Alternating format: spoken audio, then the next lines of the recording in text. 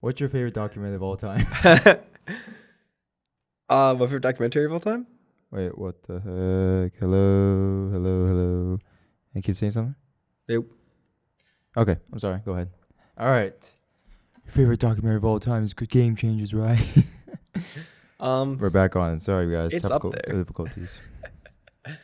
So, yeah, basically it put vegan diet and how it can be utilized well by athletes to perform really well into pop culture, which is really well done. However, I do think in general with nutrition is really unique to everybody. Yes. And in general, if you have a serious question about your nutrition, obviously like consulting your doctor is always what you should do, but experimenting and trying out, I've tried intermittent fasting, like a paleo-esque diet, like keto for a little bit, all this kind of stuff.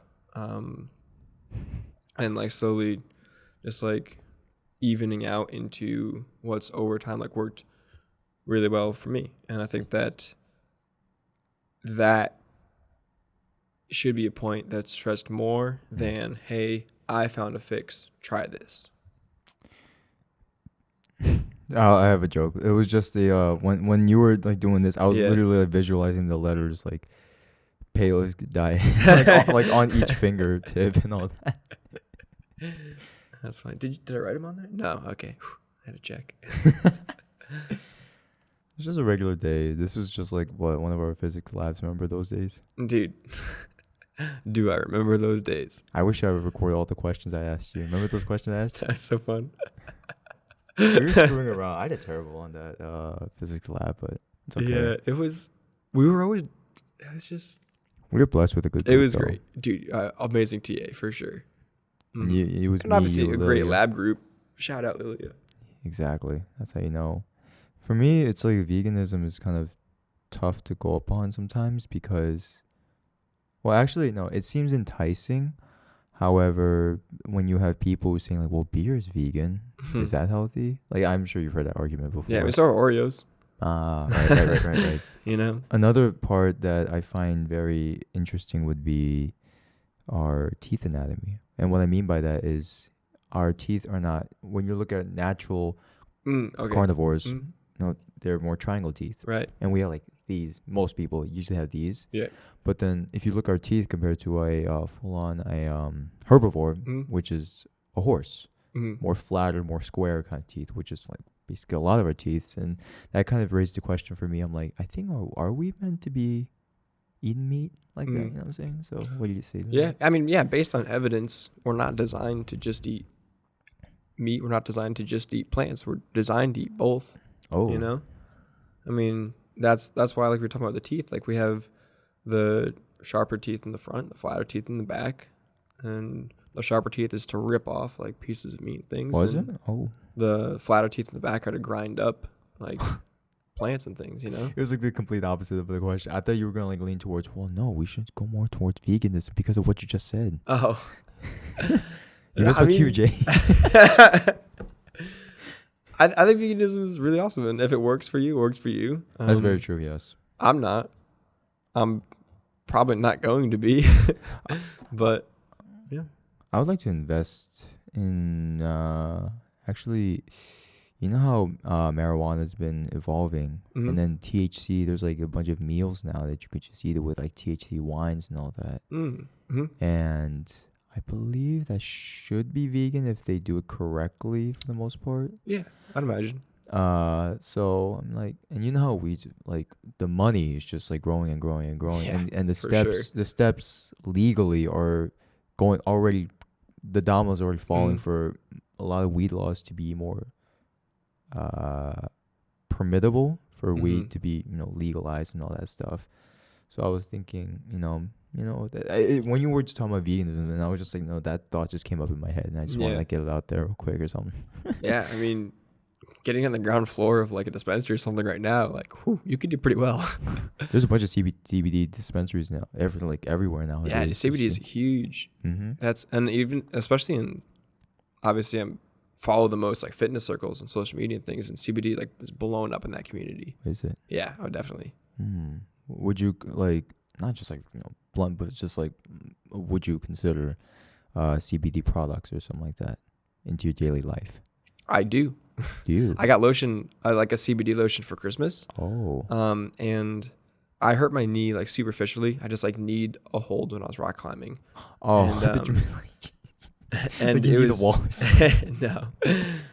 And it was just bothering me, and it was like extra sore. It didn't impact my performance or mobility or anything like that. It was just more hurt. And I was like a little suspicious about like the CBD. I was like, all right, well, will this actually work, or is it going to be just a placebo effect? And this week I finished squatting. I did 8x8 with a 245. 245. Yeah, and obviously like my legs were sore, and I finished that, and my knee was like extra sore. And I was like, all right, well, I'll put a little bit of the lotion on the front of the knee, because I had knee basically like right where my patella tendon is, kind of right under the kneecap. Oof. Yeah, it was not a great spot to hit, and almost immediately, like my left leg had it just the whole around the knee and even up into my quad just felt drastically different and less sore and less in pain than my right leg. And I was like, wow, that was the first time that I had used it that I was like, all right, that probably wasn't just a placebo effect. Like that actually like relieved pain. And I thought it was really cool. I mean, obviously there's not enough science to actually back it yet. And there's just not enough research that's been done yet. I know that a lot's going on right now. So in like 3-5 years, we're going to have all that science.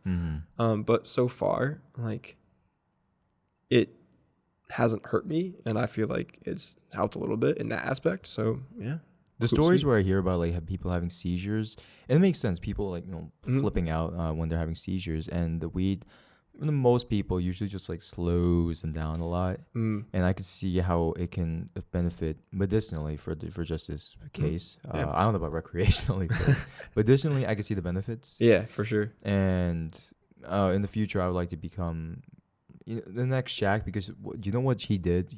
This was in the days like Google was like in its beginnings. Okay. And Google was like nothing at this point, and he was just babysitting one of a celebrity's kid or something. And one of the employees came and said, "Shaq, you want to invest in this place, in this company called Google?" He's like, "What is that?" He's like, "Yeah, it's gonna be a search engine." Little did he know, that share got him at least few millions a year now. So that's why I always thought about being a shareholder or stockbroker. I forgot the terminology, but but something that's growing like that though, veganism, including with THC products and like anything. I personally don't smoke or anything like that, but just for the sake of money and as well as innovation, really intrigues me though too. Yeah, and it's all growing markets too. Facts. Actually, when you were talking about like the sound of science, do you think our generation, like 20s and above, really don't rely on science that much anymore? For validity purposes. I think, I oh man, that's tough, because Say it's a good question. That's a good question. Sean Evans. There we go.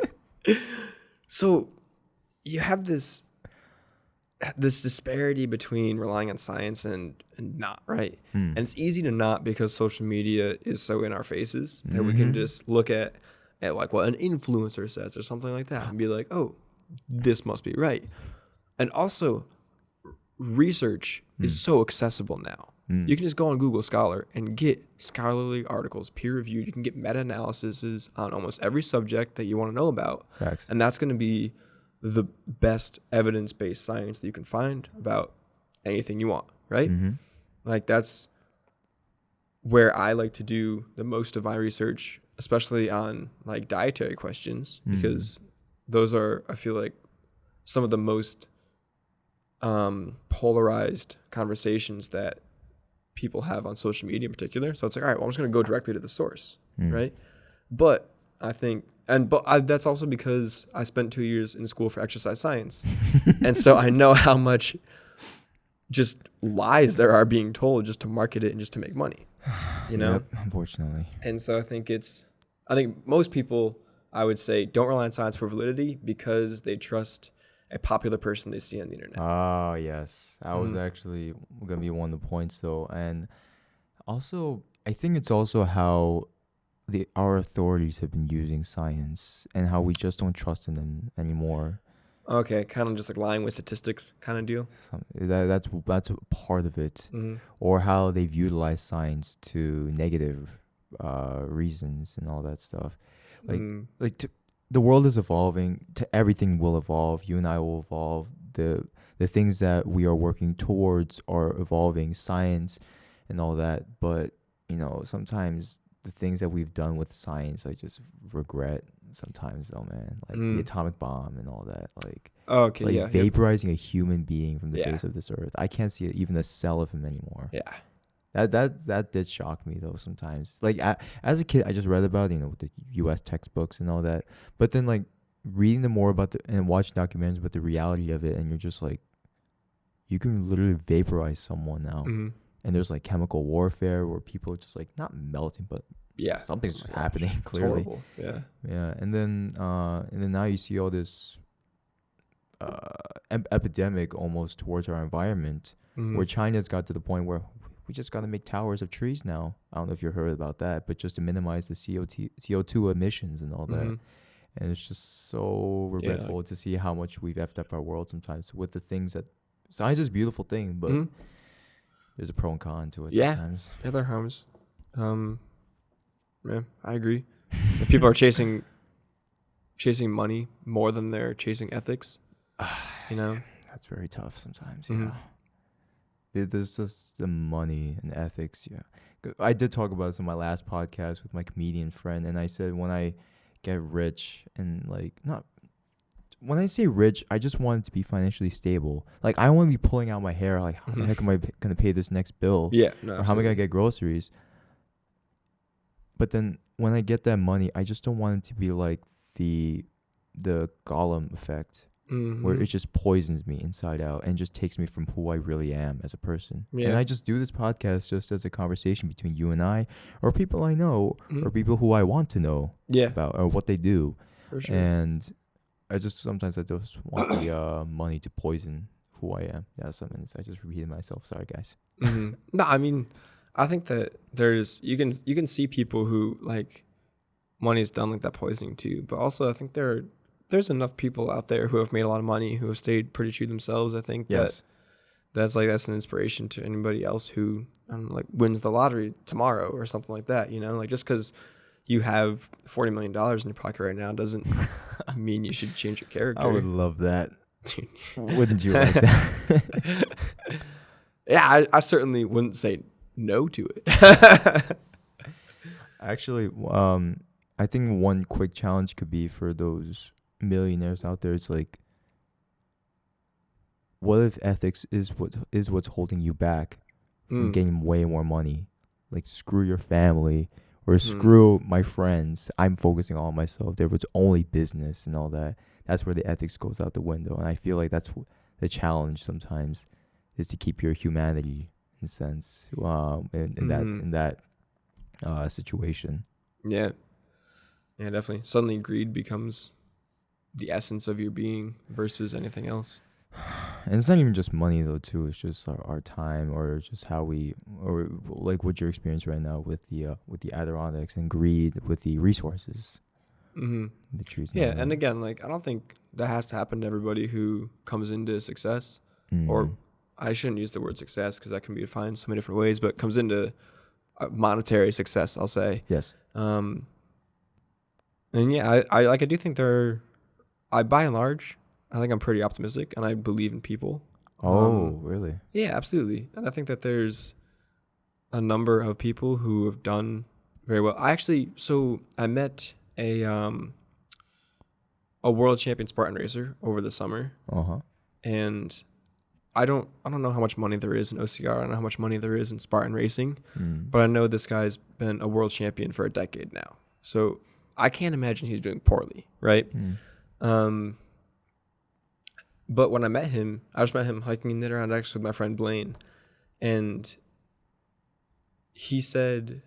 what he said to us was, "Oh yeah, I do some obstacle course racing here and there just because I like it." Never said anything else about it. And I found him on Instagram because he had set an FKT, or fastest known time in the mountains. And I was like, wait a second, this guy is a literal world champion. But the humility that he showed and just like the conversations, and we probably talked to him for like a net 15, maybe 20 minutes, honestly. Like, yeah, we were just chatting for a while, just about kind of outdoor activities and stuff. Never came off as someone who could easily come off, who honestly has basically earned being arrogant, but the humility that he showed was just like, that was the most amazing thing to me about that. And I think that there's enough people who have that humility regardless of where their success lies. And that gives me, like, I'm a huge fan of that. I do admire that quality in you and just like so many people, because humility is such an easy thing to let go of sometimes. Yeah, definitely. Actually, one thing that kind of intrigued me actually was the Camp Fowler. Yeah, Fowler. Yeah, I'm a big fan of that. Your eyes lit up. Could you let the audience know about it, please? Yeah, it's on my paddle right here. Which paddle? This one? Yeah, that guy right there. There you go. Yeah. 54, wow. Established 1954. So it's where I work over the summer. That's how I spend summers in the Adirondacks. And that's why I switched our major. And that's... So the hike I was talking about earlier, the called backpacking trips I went on when I was younger, that was through the camp as a camper. Oh, you were a camper? Yeah, I was a camper there since like 7th grade. Yeah, so now I get the chance to work there and give back to this place that shaped so much of my character now. And that's in of itself, that's amazing, right? And I get to spend, for the past 2 years, and I'm planning this year as well, I lead trips through the camp. That's my job out there. That's how I spend so much time. Excuse me, sorry, got the hiccups or something, yeah. Those are really good mics. And that's oh great, that's gonna be a takeaway here. I'll cut that part out. You're good. Go ahead. But yeah, that's been the mode of how I got to spend so much time outside, which has been amazing. So yeah, I grew up going to the camp. I now grow up at the camp, giving back to the kids. It's leading a trips with the kids that we get to lead up there. One of the biggest purposes of the camp is intense conversation about. So it's run by the Reformed Church of America. So it's a Christian-based camp. I did read that part. Yeah, it's a lot of what we talk about. The conversation starts based in like Christian values and teachings, and what we get the chance to do while we're on the trail, in particular. I can tell I'm a little bit biased towards leading the trips versus the in-camp facet of it. But what we get to, the more unique opportunity to do is to let the kids guide the conversation towards where they need it at that time. Right? And so, these 14 and 15-year-olds come to us with much deeper questions about life and about happiness, about how they can live in the future, and about and they've come to us with questions about, which I didn't realize because we kind of grew up a little bit past it, but the school shootings going on right now are so very prevalent in the middle and high school ages kids. Oh, they're scared. And like just topics like that at this place, like we give them the opportunity to share, which I think is really, really valuable. And then further than that, like the camp's located in the beautiful part of the Adirondack Park on a lake. And I get to show them what nature is, and what nature is in one of its most pristine forms, right? Yes, indeed. And so that's really, really amazing. We need to teach them, like, this is kind of why we want to care about it. Like, stand in it and look around. I like that psychology effect. I like that. Yeah, absolutely. And it's... Approach is what I meant, sorry, not effect. No, yeah, absolutely. And, like, just being in nature has such an effect. I think it has a greater effect on people who don't spend much time in nature. Because now it's such a stark contrast. Like we have kids who come up who spend their whole life in the city, New York City, I should say, and spend a week up there, and they're back in the city. And some of fresh air. What's up? Because they get fresh air. Yeah. Honestly, though. And now, like, some of those people come back and work at the camp for 4 or 5 years, and they're like, "Wow, I didn't know that this is what the world like was." Because their world is buildings. Yes. Which is dope. Like, New York City is a really cool place. But New York City can be a really cool place. It's a matter of perception. Yeah, but by and large, like the world is trees and streams and animals and grasses and flowers and Plateaus and mountains, and just the most beautiful things in the world are right outside those city limits, you know? You liked Animal Planet growing up, didn't you? And what? I didn't have that channel. We had about like 26 channels growing up. Oh, I just had that 27th channel. That would have been it. Or, man, talking to you is just like about nature and all that. It's just like I didn't realize how much weight and how much relevancy, is that a word? Relevancy Sure, yeah. for everybody. Mm-hmm. Like when you talk about it, it's just how you break it down to such a simple little detail where anyone can relate to it. Mm-hmm. And I do wish someone could just hold that and experience it as well, but due to schedules and all this. Yeah, stuff, I wish I could bring everybody I know out UB. on just like a 2 or 3 day trip to anywhere. to all the Adirondacks in particular. I'm a little biased, but just like getting to have led these trips through Camp Fowler and just knowing and being confident in the effect that's had on those kids' lives. Like if I could just keep doing that, like, For the rest of your life. oh my gosh, that'd be amazing. Do you see yourself in those kids? Sorry? Do you see yourself in those kids as they come in? Yeah, not all of them. No, I mean like just like so what you looked like and what you were like at that time, the 14 to 15-year-old or however old you were when you first came to Camp Fowler, and then now you're an adult or very close to an adult now at 21 years old, born 98, even though I thought you were 99, baby. And you're looking at the 15 and 16-year-old, and you're just like, that was me at one point. Yeah, and it's a very surreal sure. kind of experience. Mm-hmm. I think I see it both ways, which I think is really cool. I like that. I like that. Both ways. Hey, the horns up, baby. I see. When's that? Let's go. I see myself in those kids in like, wow, they're just feelings of bliss and joy while they're out there, especially because it's like some of their first times out there, and that's awesome. Yeah, oh, absolutely. I got to lead a trip with 5 kids who had never been backpacking before, which was one of my favorite ones. It was great because I got to not only have the chance to like teach them so much, but also like I got to share in their first experience in a canoe in wilderness, and this is awesome stuff.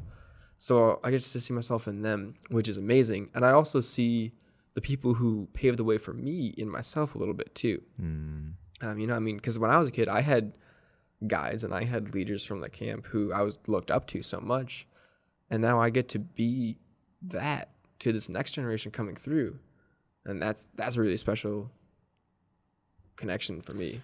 I do have that experience when I was tutoring kids in the summer. Yeah, definitely. Just struggling with multiplication or something like that growing up. I'm just like, I just gotta reset, man. I feel so much younger all of a sudden. All that stuff. I'm not gonna lie, even though I'm 20, like I feel so old sometimes. Cause like you know when we do like deadlifts or anything like that, type of sports in high school, usually it sets you back a few years, usually in the knees for me or my back particularly. But emotionally, I'll always be a 5-year-old at heart. But man, it's almost like. You ever seen those TV shows or cartoons where here's a kid and then you're looking at him and it morphs into like an outline of you when you were a kid, like a ghost of you. Do you know that animation you're talking about? No, I can visualize it. Yeah, it's almost like that. It's like I'm like this, and there's like a younger me just doing the math problem. That kind of experience. Okay, yes, okay, I'm with you. That's what I meant to say. And then I'm just like, it's like teaching like a younger me. It is a very interesting experience, though. For sure. Actually, speaking of kids, this is one last bit. I know this has been going on for a while. Okay, I thought this was off for a second. I know that we've been going on for a long time, but this is like by far one of my favorite episodes because how much in depth have you go into, and plus we actually like know each other. Sometimes for sure. and The I've known boys are back. Yeah, I know. And when I've known him since freshman year, and I've known you like maybe like the first week of school. Yeah, dude. Oh yeah, for sure. And and he was always I just did that. I'm sorry. No, I got you. He was always like, willing to say hi to me throughout all these years. It's been like three years at UB. Yeah, dude. God dang, 3 years. Fudge. We're almost there. We're almost there. I'll graduate next year. I'm gonna leave this place. I don't miss the grades or anything like that, but one thing I'll always miss is the people who I miss here, who I met here, and the conversations and the camaraderie and all that. The actual tangible things, nah. Okay. But then the actual conversations like this one right here, I will always love that. For sure, man. Well, we're going to be able to keep listening to this, so that'll be good. Facts. I have to go to a bit of a darker theme. Sorry about this. No, but I really, really would love to get your opinion on this. So, some background. This was in South Korea. Okay. This was meant for a TV show. 3 words. Virtual reality, death. After like a virtual death. I like to let you. I was like that. Code.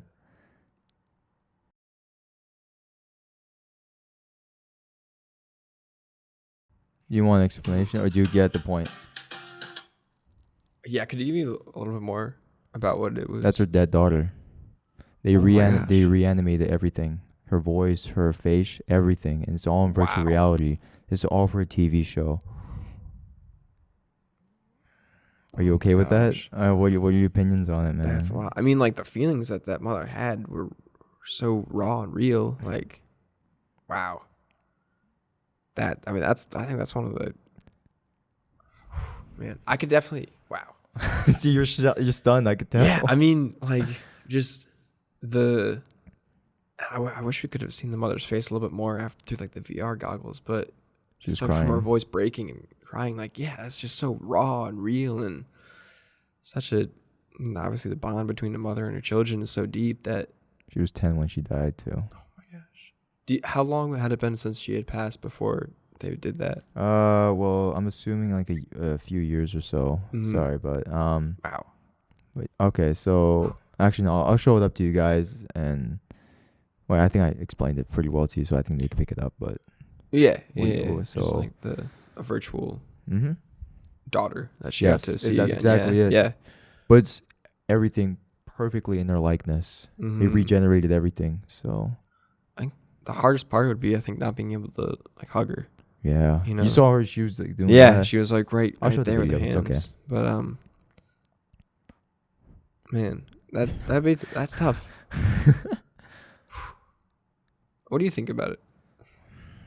Shout out to Zach Carr. Zach Carr asked us about that, and some kids were saying it would not help the grieving process because it's just reminding them of the pain all over again. Right. However, it could be the other way where I'm reminded and I can actually see her again. Sometimes that's all they need, just to see like the real, not the real being, but the thing actually there. And okay, I can love her again. I can actually like cope with it a little bit better. Everyone's different in that case. But for me, when I look at it, I'm saying they died for a reason. And me as a Christian, as tough as it is for me, God took them up for a reason. And what's dead should stay dead. As controversial as that sounds to some people, to me, my personal opinion, it's the PC culture, sorry. It's so much pain and grief. And I lost a friend in freshman year, and I was on the bus and I found on the Stampede, and I found out about it. And I loved this kid, and senior year is when I got really close with him. But then to that point, from graduation till I did not speak to him another word. But if I were to see him again, I would be on good terms. But the moment I heard he died, I just broke down for a solid 2 minutes or something like that on that bus, man. And even when Kobe's face comes up, even I get sad at that. And I don't know Kobe like that. Or when I see another picture of my good friend, I would get sad again too. And that's like could be quadrupled for the mother. And the psychological effects, I think, is just sometimes too much to risk. Mm. It could be worse than, it could be more than what you plotted for. And it's for a TV show too. Yeah, I don't know. They got multiple episodes coming out too, Oh, which is crazy. It's freshman year of Stampede too. That's when I found out my great grandfather had died. Oh man, It's like, wow, what a parallel right there. There's a bit of a parallel between you and I's lives. A little bit. There really is. I mean, yeah, I left the bus, walked from the SU to like those pillars. Yes. Bard Point, and then just cried there through a class or something. But I definitely see where like they're all coming from, where that creates like this false sense of that they're back, but then it's so fleeting because they're not, you know. Yeah, I can definitely see where they're coming from too, and how that could be more worse than it would be better. But I also see the point of what you said, where like some people just need like to see them, be reminded of them, and say, all right, they still hold a place in my heart so powerfully. Yes. You know? But I think it'd be really, really difficult for people to know which they are before they encounter that experience, you know? And not knowing which you are, if you'll be able to handle seeing them and have that fleeting false hope. False hope. That would definitely, that would be not great. Might even say bad. Very, yeah. You know, no, absolutely. There's so much, and it's not even just like we're just stunned at it as normal people, but then to researchers, this is like gold to them because we have them brain readers or whatever. What does the brain experience in that sense, man? Yeah. So much blood flow or something's bound to happen. Like maybe the heart rate's just going out of control or something. It's just, there's a lot of data and there's a lot to read about humanity right there in a bit, especially death though. Yeah. It's so, man, one of the worst parts I feel like is they're doing that for TV. Yeah. And it's like,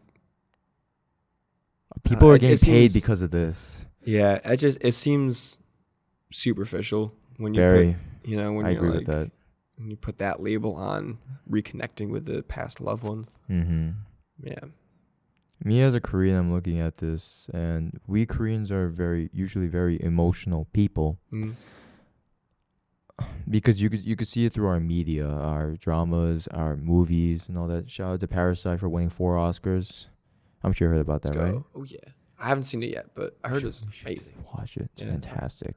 Translations are a bit whack, but, it's okay. I'll learn Korean and then watch it. Have you thought about learning another language outside of English? Spanish. I've been working on, yeah. Oh, ¿hablas español? Un poquito. Yeah, I know you speak Spanish out there. Hit me up, dog.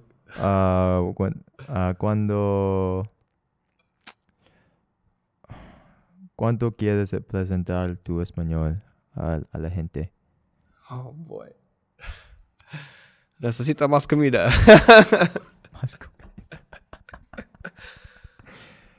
Because I love language too myself. I'm not a polyglot or anything like that, but for business purposes, because I want to create a company one day. And, man, just being able to... Because I think language is what initiates more intimacy between you and the client in the first place. Because you and I are speaking English, right? But if it's like an Arabic speaker or a Spanish speaker or Mandarin speaker or a Swedish speaker, they're not gonna be as comfortable, right? But then once I just whip out that language, it's like, okay, so now I can fully express myself now. And they just like, you can see the shoulders like almost like relax, and they just like, all right, talk to me more. Tell me more. Because it does have some comfortability within it. Because if I'm like at a like in the middle of SU, right, really busy place, right, and most of the time you're gonna hear English.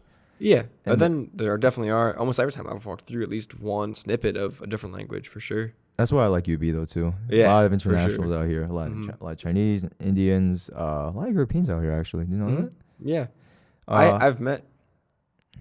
I've had the chance to meet probably like close to 10 European natives. oh, like from what countries? Besides England, of course. 3 were from Sweden. Sweden. Yeah. They have very good English, I'm assuming. Yeah. They spoke really good English. Mm. Also with a super cool accent. Dude, top place I want to visit, Scandinavia. I want to visit Iceland. Iceland? Dude, yeah. Maybe a trip for, Let's go. for both Let's of go. us. We'll pass through Reykjavik, hang out Iceland for a little bit, and go up to like Oslo. Because like I want to try puffin. That's what it is. Puffin, a little bird.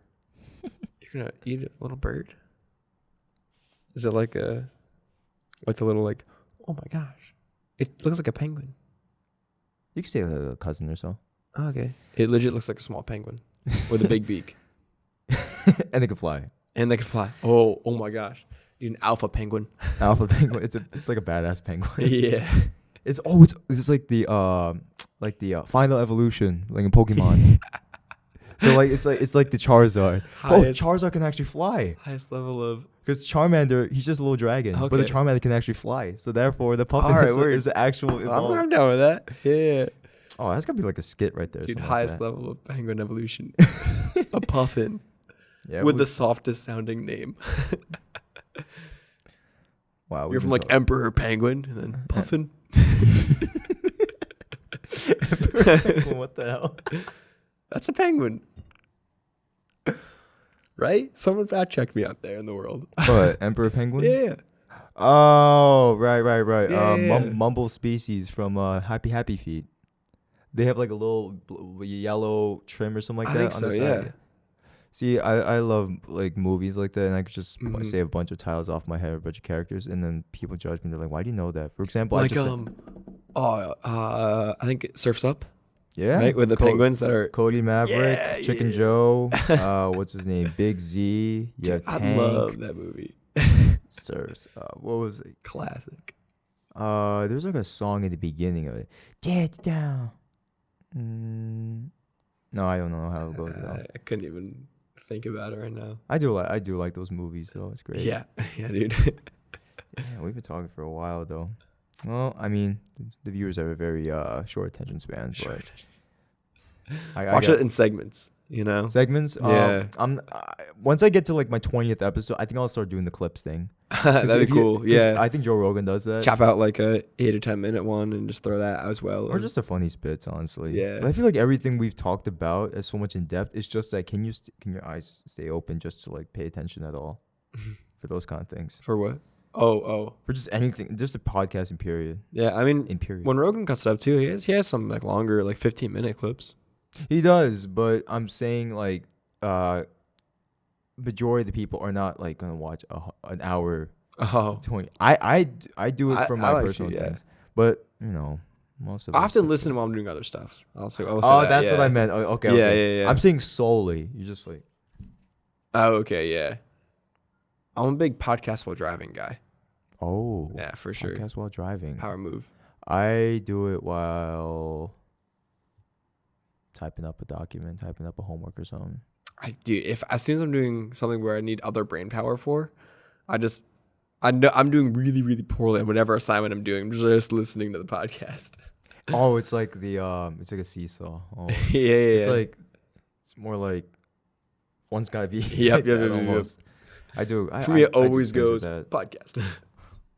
I wish I could. This podcast can go on forever. I like talking with you, honestly. I'll come back sometime. Yeah, honestly. Yeah, let's do it before we graduate. All right, word. Are you doing spring 2021 or fall 2021? Ooh, that's an interesting question as well. Look at you. All these great questions. Sean Evans hit me there up. We go. So essentially, I switched majors junior year. And every college, wherever everyone was listening from, I'm sure has their own version of what we have with like global and thematic pathways. Yep. Like just take these courses to make it a liberal arts degree basically and mix it up a little bit. And so I finished all those my sophomore year for UB. So I was a little ahead of the game with that. Nice. So I think I can graduate next spring. So spring 21. But if I try to add like any kind of a concentration or minor, then I would have to stay another semester. So not 100% positive yet. Ideally, spring 2021's for me. Because the plan is right now, fall 2021, I go study abroad in Singapore. Hey, okay. And then I go to, man, stay tuned for the Singapore episode when I go out there, man. The thing is, I gotta, because my friend, this is her camera, so I gotta like get my own. Okay, yeah. This thing's $1,000 though. Dude, you got that, dude. You're gonna get some ad revenue. No, I you know what my sister told me? She said when your videos start getting monetized, my goal is to demonetize your video. I was like, what the frick, man? We've been pretty PC so far, I think. No, I haven't been cursing. No, the worst thing was just donkey for the most part. Donkey? Ace.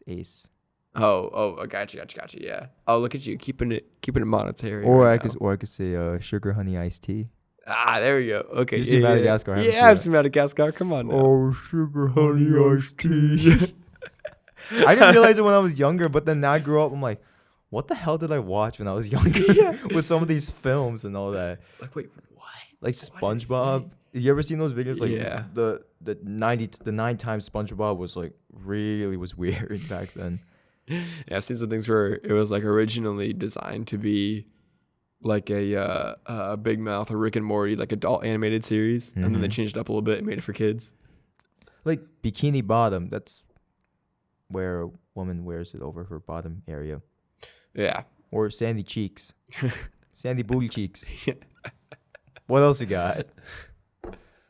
Yeah. Like maybe, I don't know, trickle racism over to SpongeBob by that point. Like, I don't know. Like, because I've seen there have been like Asian versions of SpongeBob in the past or something. I think, or that could just be like a meme or something. Probably a meme, actually. Because I've seen Chinese SpongeBob, and that was the funniest thing I've ever seen in my life. There was like a video about it or something.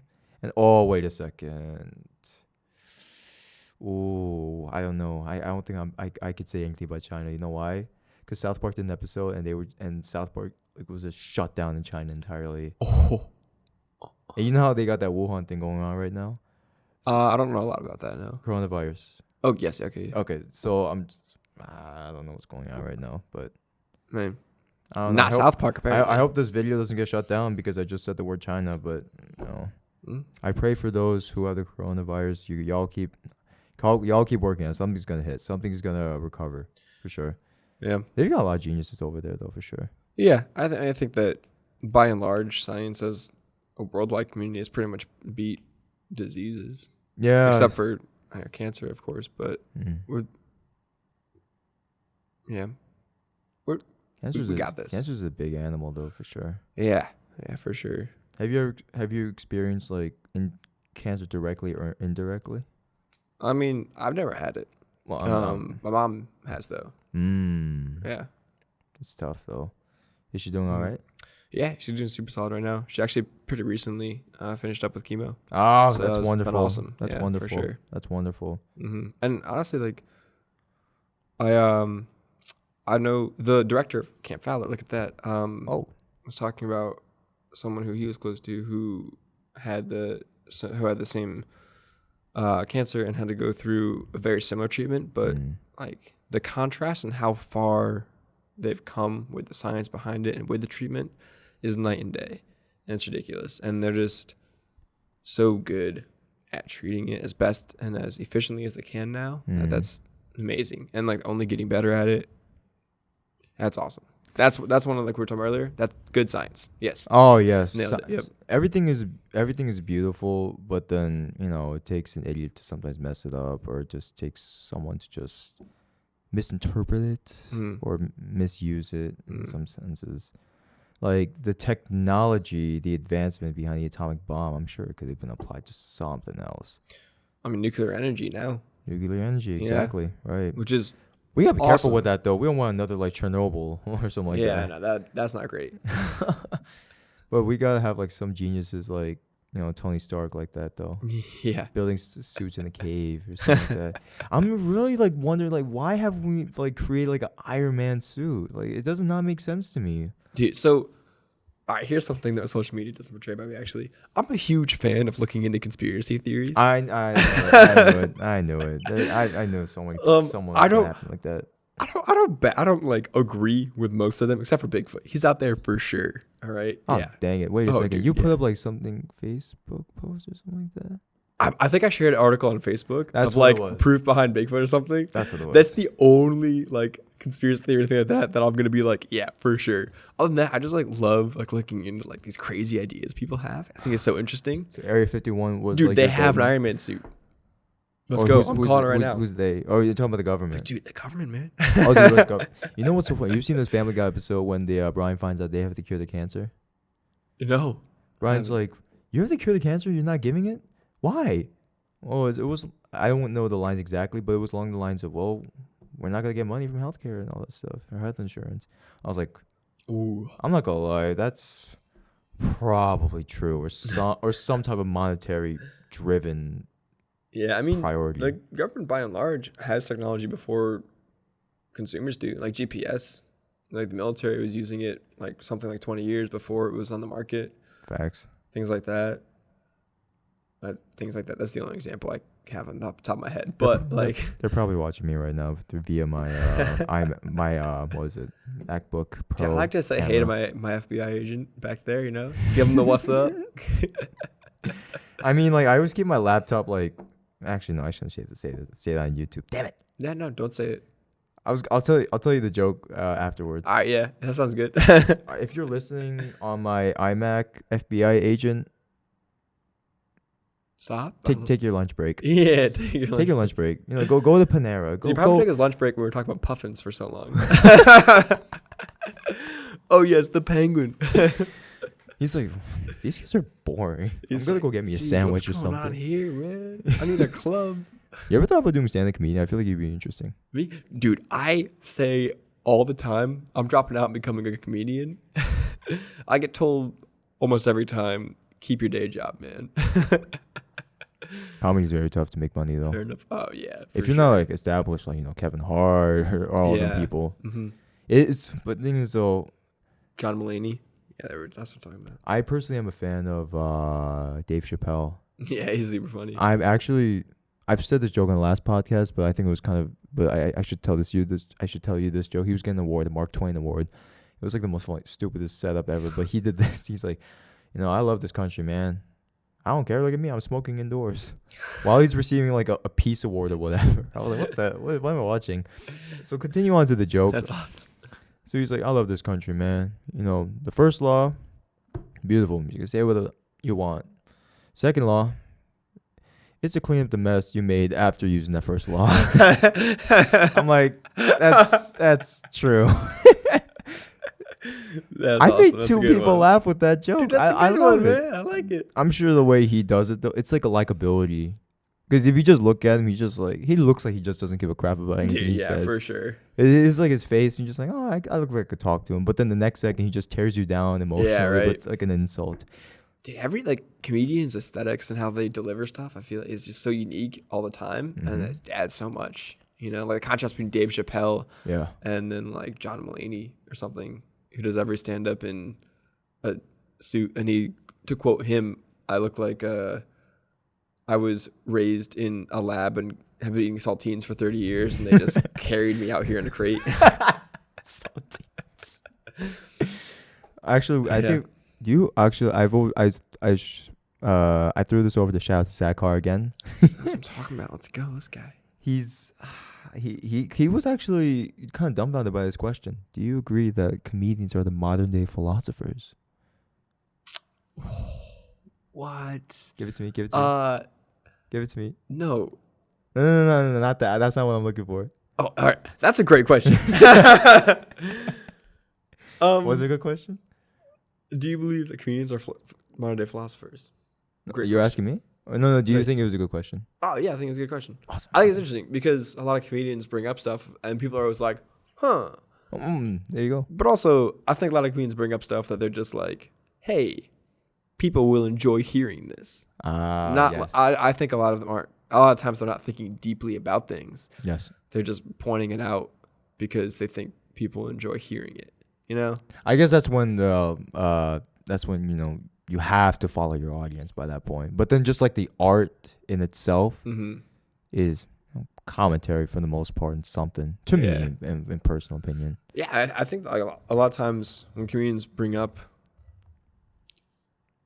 funny takes on things that are going on, like it's often different takes from the mainstream point of view. Right. And I guess taking up like a different take or unique strain of thought can make it be like, all right, that was a philosophical point of view for sure. But also like, I don't know, they're just making a joke. They are making the joke, but like I think the best ones can really open up our eyes though too. Yeah, I definitely agree with that. And they make you think about things in that unique way for sure. I mean, it definitely is an art, and it's really like difficult. The amount that they must put into it, the writing and the work behind it and things like that must be tremendous. I mean, with any performer. Yes. Like the amount that they have to do behind the scenes. Yeah. Amazing. Like oh my gosh, I always feel bad for writers on let's take a break. I'm sorry. Yeah, comedians, they're great artists, man. Yeah, absolutely, so impressive. Oh man, yeah. Oh yeah, I was saying about writers should get paid more on like the talk shows like Jimmy Fallon, Conan O'Brien. Oh, writers. Gotcha. Yeah, okay, literally writers. I heard writers at first, and I was like, dude, yeah, absolutely, dude. Yeah, for sure. Because the stuff they come up with is just, I'm like, Jimmy Fallon cannot come up with this by himself. Jimmy Kimmel cannot do this by himself. Conan O'Brien is very respectable, but okay, he's recording. Conan O'Brien cannot do this by himself, but yeah, writers. You guys are great, man. They had the strike 2007, 2008 or something like that. They barely got that much out of it though, honestly. You respect your administrators. Respect everybody. Yeah, the behind the scenes work is what makes or breaks everything. It's way more important, honestly, than the actual presentation itself. The preparation. It's like people are willing to skip the process and just go straight to the final. No. You have to work. But I can understand why we're conditioned to think like that when our phone is like, I could text, I could email you Google Doc via my phone. Yeah. I don't need a laptop anymore. So I need to go to a place that gives me Wi-Fi. I could just do it with just my signal. I don't need my Wi-Fi anymore like that sometimes. But you get the case. Yeah, for sure. So we have talked about a lot. Yeah, I think I've gone over most of what I wanted to say for the most part. I'm glad. You want another quick dad joke, actually? I would love another quick dad joke. Is it about puffins? Because if it's about puffins, I'm going to really enjoy it. Okay.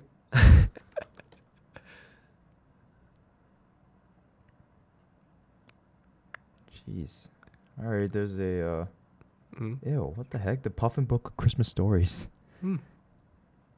Christmas puffins. All right, I'm sorry, guys. Okay. Okay. What do we got? All right, I'll give you... this is okay. All right. Did you hear about the chameleon who couldn't change color? No. He had a erectile dysfunction. I don't know if that was one of your best today. It's not, but okay. I like the jalapeno one. That was really funny. Yeah, that was a good one. Jalapeno business. Jalapeno business. I'm sure you've already heard. I really like this one. What do you call a? What do you call it? What do you call a hippie's wife? Mississippi. On that note, awesome. Do you have any final words for the audience? Like any support or like shout outs or something like that? I don't know. I mean, shout out to Juan. Like, this is a super awesome project you're doing. I'm a huge fan of podcasts in general, and I think that bringing people and I didn't listen to the total episodes, but I tried to listen to at least a bit of what the previous episodes have been like, and I think it was really awesome. And especially if you're going over this range of topics like we did today, I think that's really, really cool, and that I think makes the best podcasts and interviews, things like that. So I think that's really awesome of what you're doing here. Thank you. Actually, just a quick response to that. Zach Carr, Shout out to Zach Carr. He inspired me and advised me to go basically model this after Joe Rogan. So I'm trying to be the Asian Joe Rogan, Nice. basically. Yeah, that's a great idea. I just gotta get into MMA. I gotta shave my head. I gotta get married. And then you're there. Once you do that, you're good. We will see what happens, though. Do you have any like shout outs to? I know I already asked you this, but any shout outs to like companies or anything like that? I'll put it all in the description box for you guys. Yeah, if anybody was interested, I mean, my Instagram's Jake Handerhan. All right. Or I'll the __ Handerman.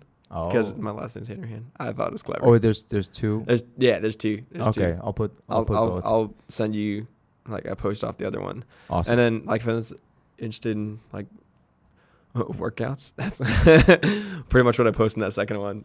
Get fit, solid. guys. Get fit. Yeah, the companies that I'm a brand ambassador for, just like basically if you want a good hammock, it's Madeira on Jake Handerhan, and if you want any kind of supplements or a pretty dope T-shirt or hat, it's I like FNX. a T-shirt. It is a good T-shirt. It's a good T-shirt on FNX, and that's on the Handerman. What was the second one? What's the second company's name? FNX. FNX. Yeah. FNX. Mm-hmm. I'll put them all in the description box for you guys. Really, really great like tasting stuff.